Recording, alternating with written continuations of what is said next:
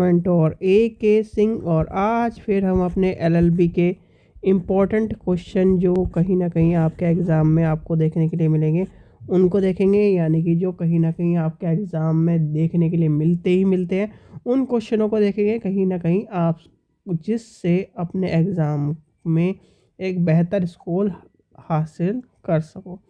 तो समय व्यर्थ न करते हुए चलिए आज की क्लास को शुरू करते हैं। तो सबसे पहले क्या करना है, वीडियो को लाइक करना है, चैनल को सब्सक्राइब करना है, वीडियो को ज़्यादा से शेयर करना है।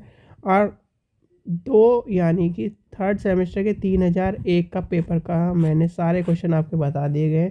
जो इम्पोर्टेंट क्वेश्चन है उन क्वेश्चनों को ज़रूर करके जाना है और आपको देखने के लिए मिलेगा एग्ज़ाम में कि उन्हीं क्वेश्चनों से ज़्यादातर क्वेश्चन आपको देखने के लिए मिल रहे हैं। अगर आप हमारे साथ जुड़े हुए हैं तो पिछले साल भी आपको मैंने पहले ही यानी कि एग्ज़ाम से पहले प्रीवियस ईयर और कहीं ना कहीं इंपॉर्टेंट क्वेश्चन बताए थे जो कि आपको एग्ज़ाम में एज इट इज़ देखने के लिए मिले हैं। तो आपको अगर अपने क्वेश्चनों को अच्छा करना है, अपने क्वेश्चनों को पेपर को सही कर लेके चलना है और कहीं ना कहीं अच्छे नंबर लाने हैं, तो उन क्वेश्चनों को ज़रूर करके जाना, उनमें कोई भी लापरवाही मत करना।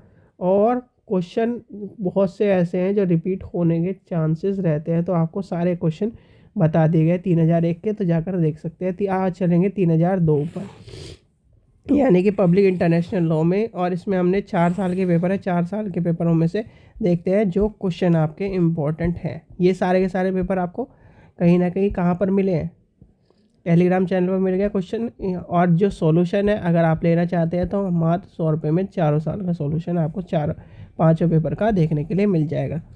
तो सबसे पहले बात आती है युद्धमान की मान्यता क्या है। तो ये क्वेश्चन कहीं ना कहीं आपका पूछा जा सकता है और कहीं ना कहीं इस तरह की, जब आप देखो दो चीज़ का ध्यान रखो जब भी आप किसी भी पेपर को देने जा रहे हो। जब आप पेपर की बात करो तो टाइटल का क्वेश्चन थ्योरी में ज़रूर पूछा जाएगा।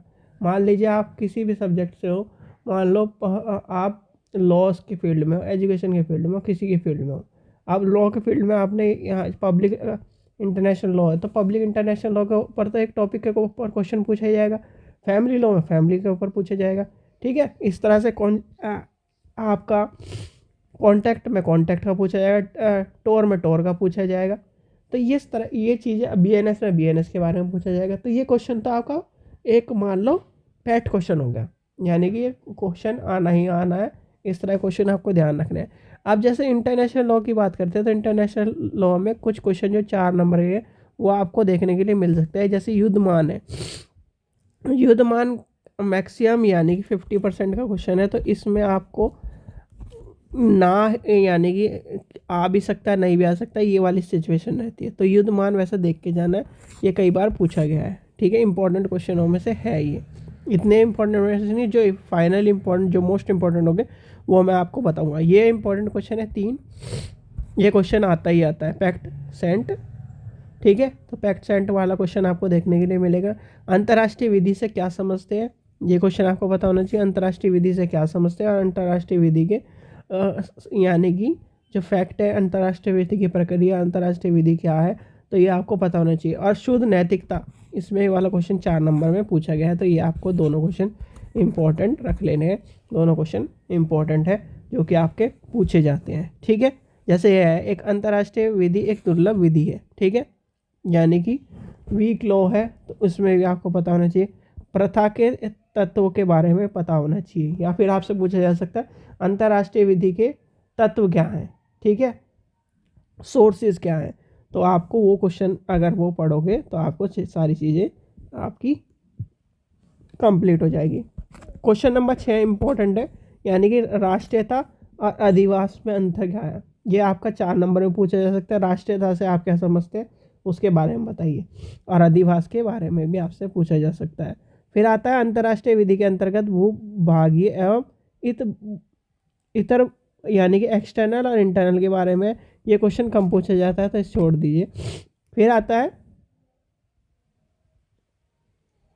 डिप्लोमेट यानी कि डिप्लोमेटिक एजेंट्स जो होते हैं उनके बारे में आता है, यानी कि आपका राजनयिक प्रतिनिधित्व कौन होते हैं, जो राजनयिक प्रतिनिधि होते हैं वो कौन होते हैं उसके बारे में आपको पता होना चाहिए। ये क्वेश्चन मैक्सिमम आपका 4 नंबर में भी आ सकता है और आपका 10 नंबर में भी आ सकता है। ये दोनों चीज़ें ध्यान रखनी है, ये क्वेश्चन पूछा जा सकता है, एज ए इम्पॉर्टेंट क्वेश्चन है। फिर आता है आपका ये क्वेश्चन, आपको याद कर लेना है लॉ में, यानी कि पब्लिक इंटरनेशनल लॉ में आपको समुद्र के बारे में पता होना चाहिए। 12 मील, ठीक है, फिर आपका 100 मील, 250 मील किस तरह से वर्क करते हैं, और 12 मील का कानून याद कर लेना। 12 मील का ऐसे भी लिखा मिल सकता है, 12 मील समुद्री 12 मील से आपका क्या तात्पर्य है, ठीक है। क्वेश्चन लिख लो, समुद्री 12 मील से क्या तात्पर्य है। समुद्री विधि से आप क्या समझते हैं, मैंने कहा था ना समुद्री विधि, ठीक है। समुद्री विधि से क्या तात्पर्य है, समुद्री पेटी और अंतर्राष्ट्रीय जल क्षेत्र में क्या तात्पर्य है, ये सारी सारी आपको चीज़ें देखने के लिए मिलेंगी। ये मोस्ट इंपॉर्टेंट क्वेश्चन है और ये आता ही आता है, इसे टिक करके चलो, ठीक है।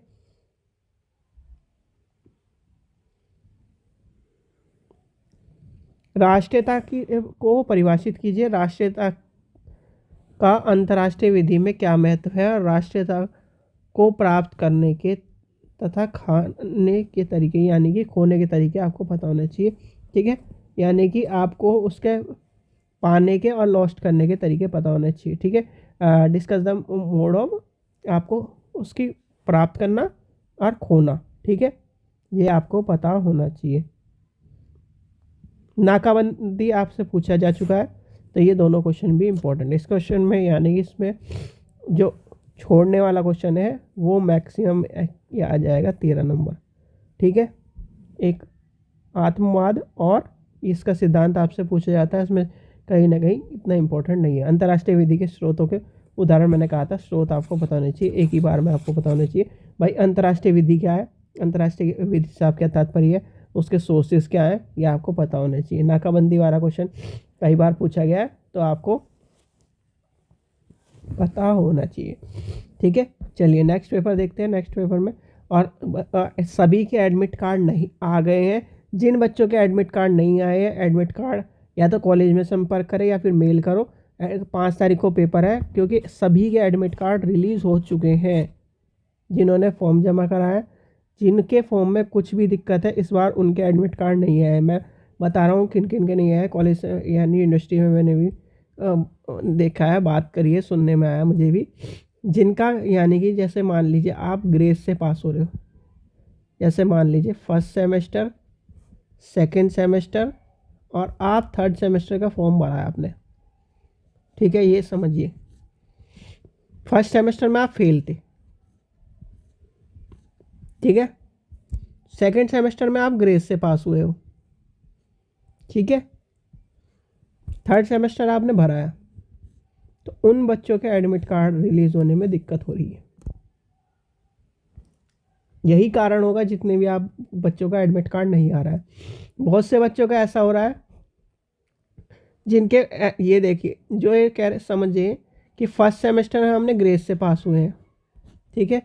सेकंड सेमेस्टर में हम क्या है, हमारी बैक आ गई, और थर्ड सेमेस्टर का आपने फॉर्म भरा है, तो उनके भी एडमिट कार्ड नहीं आ रहे हैं, ठीक है। उनके भी एडमिट कार्ड क्या हो रहा है, आने में दिक्कत हो रही है। तो इन दो बच्चों को अगर कोई भी ऐसा हो तो जाके क्या ना यूनिवर्सिटी मेल कर दो, ठीक है। कॉलेज में जाके संपर्क कर लो, कॉलेज वालों ने आपकी सारी चीज़ फॉर्मेलिटी पूरी कर दी है। वैसे कोई भी दिक्कत परेशानी हो जाके अभी चले जाओ, क्योंकि एक बार पेपर निकल गया फिर वह थर्ड सेमेस्टर वाली फिर वही बैक की प्रॉब्लम होगी। और इस बार यूनिवर्सिटी के रूल जब से चेंज हुए तब से दिक्कत हो रही है। ये रूल थोड़ा सा कॉम्प्लिकेटेड रूल बन गया है, ठीक है। मतलब ये है आपका फर्स्ट सेमेस्टर की, और बहुत जिन ये देखो फर्स्ट सेमेस्टर में क्लियर पास है, सेकंड सेमेस्टर में भी क्या मान लीजिए सेकंड सेमेस्टर में क्या है, किसी का ग्रेस है, ठीक है, किसी का ग्रेस है, तो आपका ये थर्ड सेमेस्टर में दिक्कत कर रहा है। जब दोनों सेमेस्टर में आपके क्या है पास हो, तब आपके क्या है थर्ड सेमेस्टर कहीं ना कहीं थर्ड सेमेस्टर का एडमिट कार्ड शो हो रहा है। इस तरह की दिक्कत सामना करना पड़ रहा है। अब मान लो ग्रेस वाली कहानी नहीं है, ठीक है। अब आपकी क्या है मैं बताता हूँ। अब कहेंगे बहुत सारे बच्चे ये क्या कर रखा है यूनिवर्सिटी ने।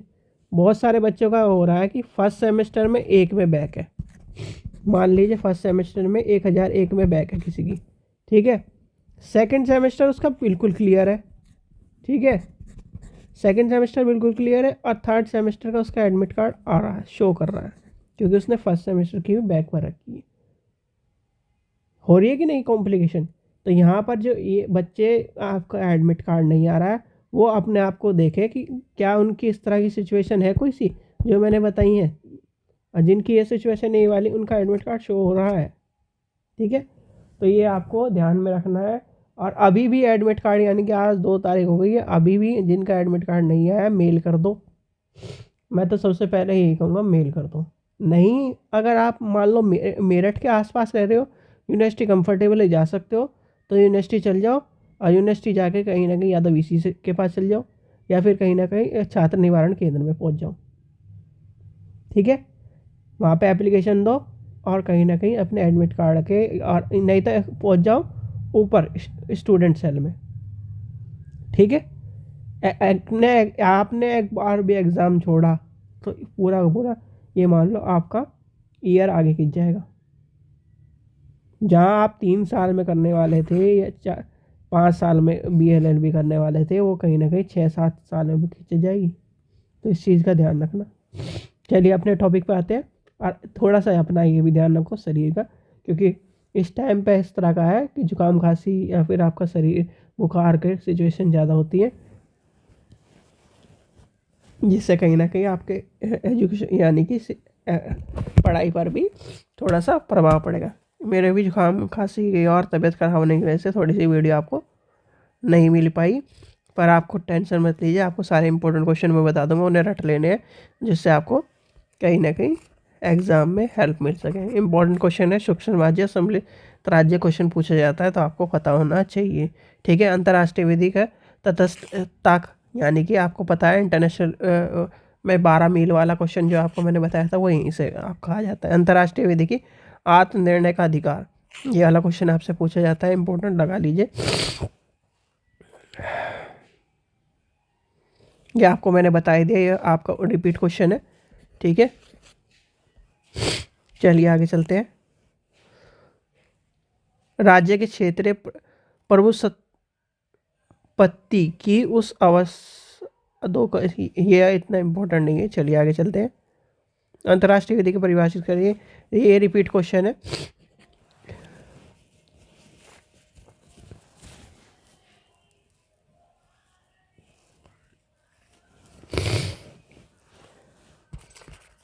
ठीक है, चलिए आगे चलते हैं।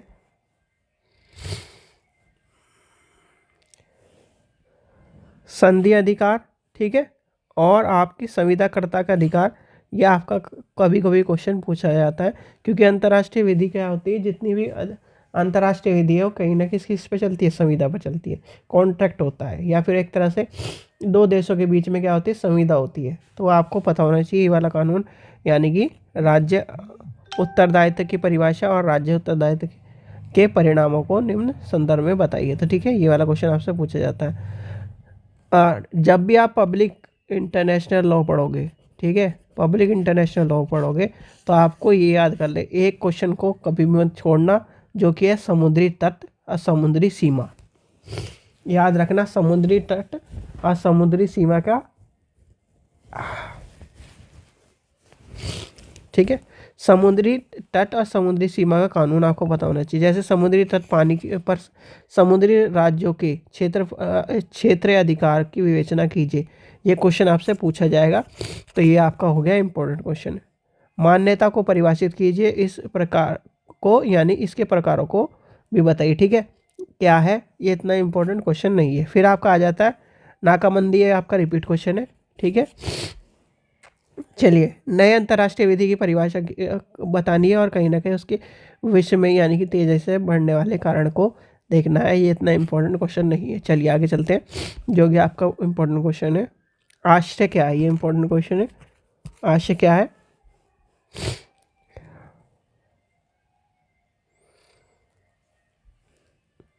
ये स्रोत आपको मैंने बता ही चुका है, अंतर्राष्ट्रीय विधि के स्रोतों के रूप में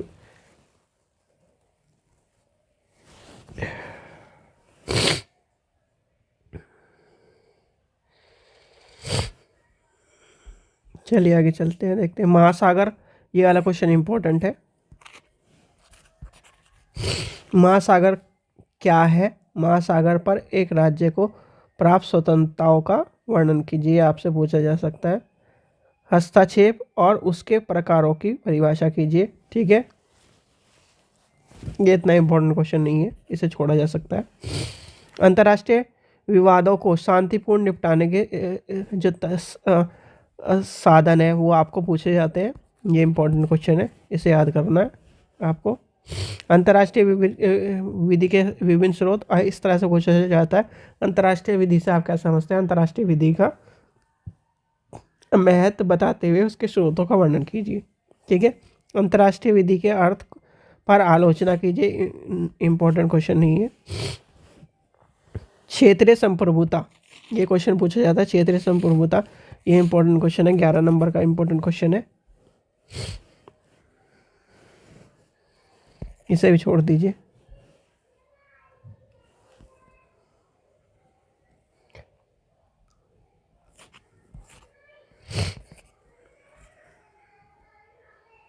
इसमें से ऊपर वाले दो आपको याद कर लेना है, यानी कि इन दोनों को इंपॉर्टेंट शॉर्ट नोट को याद कर लेना है, जो कि आपके 4 नंबर में पूछे जा सकते हैं। लास्ट पेपर में देखते हैं।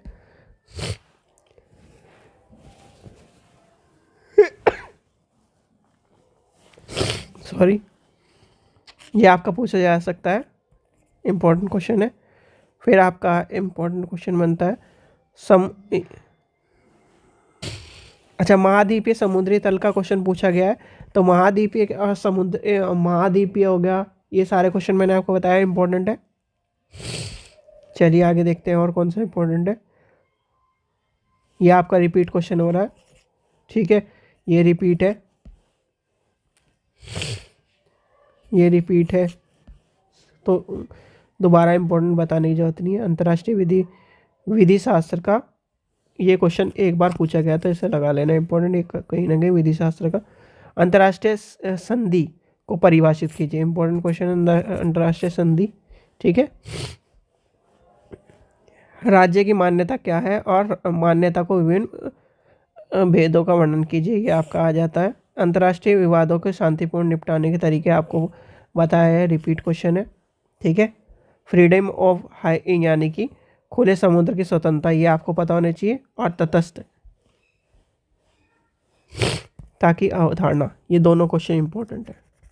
ठीक है, तो ये जितने क्वेश्चन आपको बताए हैं वो सारे के सारे कम से कम 5-6 बार याद कर लो। और लिखने का तरीका मैंने आपको बताया है, किस तरह से आपको पेपर लिखना है। सारे के सारे मैंने इंपॉर्टेंट क्वेश्चन बता दिए। ये 4 साल के पेपरों में से इन्हीं में से आपके के सारे क्वेश्चन देखने के लिए मिल जाएंगे। यानी कि आपको क्या है, इनको क्वेश्चनों को जो बताए गए हैं उनको अच्छी तरह से करके जाना है, जो एक्स्ट्रा बताया क्वेश्चन उसे भी करके जाना है। अंतर्राष्ट्रीय विधि क्या है? अंतर्राष्ट्रीय विधि में समुद्र के ऊपर, ठीक है, राज्य का समुद्री भाग अगर मिलता है वो क्या है? समुद्र, यानी कि आपको 12 नॉटिकल माइल वाला क्वेश्चन आपको पता होना चाहिए। 12 नॉटिकल माइल क्या है?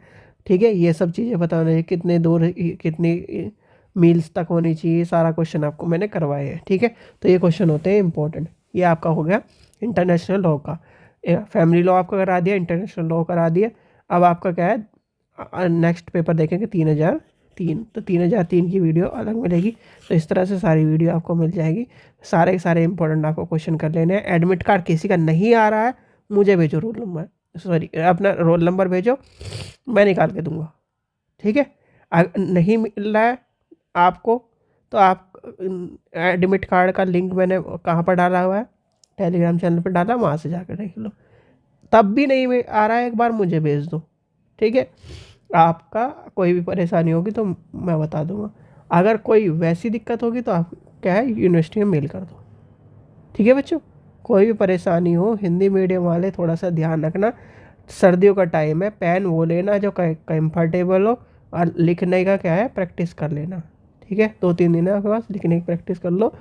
और एक गलती ये मत कर देना कि टॉयलेट के लिए जाते घूमो या फिर इधर उधर बात करते हुए घूमो, अपना याद करो और अपना लिखते चले जाओ। पेपर आता है लेंथी। ठीक है, अब जिसको कुछ नहीं लिखना उसके लिए लेंथी नहीं है, जिसको लिखना है और नंबर चाहिए उसके लिए पेपर लेंथी है। ठीक है, चलिए आशा करता हूँ आपको वीडियो पसंद आए। वीडियो पसंद आए तो लाइक करें, चैनल को सब्सक्राइब करें, वीडियो को ज़्यादा से शेयर करें। और प्रीवियस ईयर कोई लेना चाहता है सॉल्यूशन तो वो लिंक डिस्क्रिप्शन में दिया गया है। मात्र 100 रुपये में आपको चारों साल के 5 पेपर देखने के लिए मिल जाएंगे उसमें सॉल्यूशन के साथ। ठीक है, और ये जो अनसोल्ड आपको कहाँ पर मिलेंगे, ये आपको टेलीग्राम चैनल पर देखने के लिए मिल सकते हैं। ठीक है बच्चों, चलिए थैंक यू।